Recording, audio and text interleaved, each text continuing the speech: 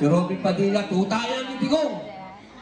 Abay, nagkakamali kayo. Bulldog ako, hindi ako tuta.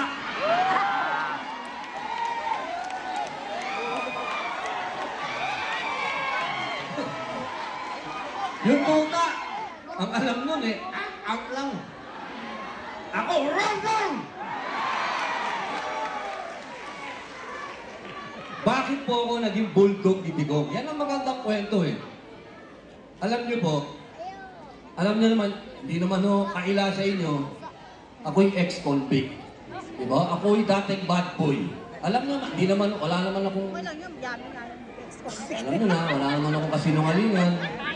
Ang importante, lahat ng babaeng minahal ko, mahal ako.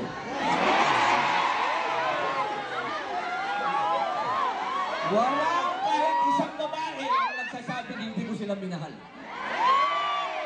Okay? Kaya, yung pagka-bad boy ko, sweet yun, sweet.